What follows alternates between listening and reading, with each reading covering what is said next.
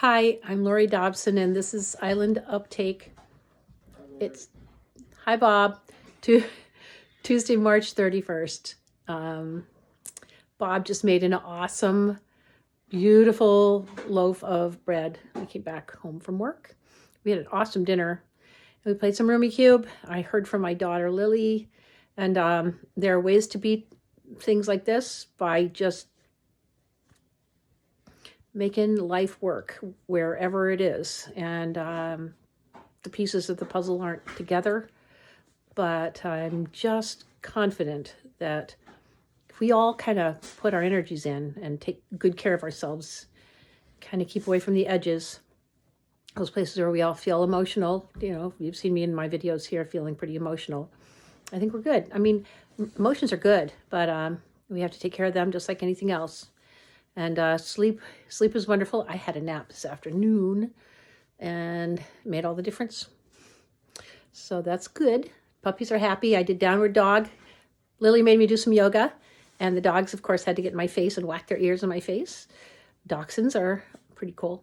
I love my family. I love my island. It's a friend of mine who remains nameless today, because I'm just going to try for some anonymity. Cranberry Isles is so small. But anyway, a friend and I took a nice walk today. It was delightful. And we just talked about how things are far from ideal here because Mainers are reticent. I guess that's a word you can use. They really don't like it, people acting like New Yorkers. I'm a Mainer 10 generations back, fishermen and farmers and whatnot, lobster fishermen in Cape Porpoise. My grandmother was from Cape Breton, Nova Scotia. But, I get it. But I also spent 2 years in New York City working for Rolling Stone magazine. And my mom was a New Yorker. So I got kind of that, I got that going and I understand it. So, and I was also a summer person for years on North Haven Island, even though I eventually moved back home to Kennebunkport back when 2005 and moved up here from there. So, I mean, I'm a Mainer, but I've lived away and I understand all the different animal aspects of this thing.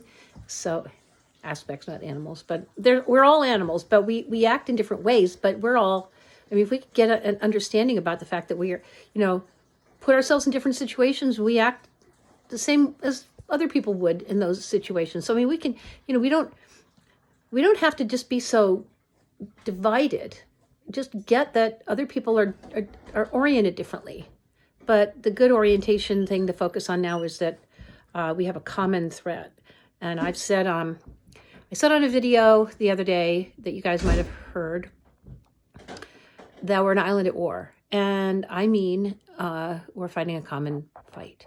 A fight against a virus, but really a fight against our own fear that we can't manage to do what we need to take care of everybody, that we won't be equal to the challenge. And I just believe we will be, but we have to ramp up faster than we're comfortable with. That's something I've done in my life. I've had to ramp up to meet certain situations I wasn't ready for. Other people have done that too, of course. But I believe that being in the public eye, working as an advocate for community groups, trying to put their values together to make a master plan, which has been kind of my area, planning, and just looking ahead, that it's kind of my go-to thing. And I've developed a thicker hide because I've been in a lot of selectmen meetings in different towns and just trying to look out for what people's needs might be. And nobody knows those kinds of things, what's coming down the pike. And you have to forgive yourself for not knowing and acting anyway. And I think that's, so I'm not saying it well, but tonight it's been a slog. And we found out that there's a case just over the water here, really close by, an active case. and it wasn't reported. It won't be reported because the person's from out of state and their driver's license did not identify them as being from around here. So there's a lot of people with false assurance and not ramping up sufficiently in time. My daughter in Seattle said they're running out of milk and eggs. They have a lockdown, so you'll get fined if you're not social isolating, except for essential reasons, and it's severe. They'll lock you up. So I mean, that's the sort of thing that I can't see it not happening around here. Maybe not as severe as Seattle, but she says they don't. You know, we're hearing how Seattle's supposedly on the forefront of getting all this stuff. She says that's not true. They're not getting what they need, not nearly enough. The response is not nearly enough.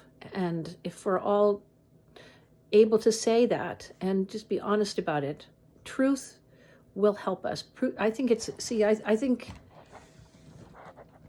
maybe not being inflammatory, because I have been somewhat, I've been saying some stuff, but, you know, I can settle down, but until I see other people ramping up, it's kind of like I'm feeling there's a role here. You know, my role can be a bit of a, you know, talking about what, I mean, they're saying, okay, here's the deal. 2.2 million people could be affected if we stay on our present course. 220,000 could be affected if we do all these deterrents and we really act to flatten the curve and to take it really seriously. And that means just some severe things that we have to change, and we're not used to change. We don't like it. People are getting kind of squirrely and edgy, and you know, they want to bust out. They want to, of course we all do, but this is a test of our mettle and our character. And I just believe, you know, we can find ways to sweeten our situations, and we just must find those.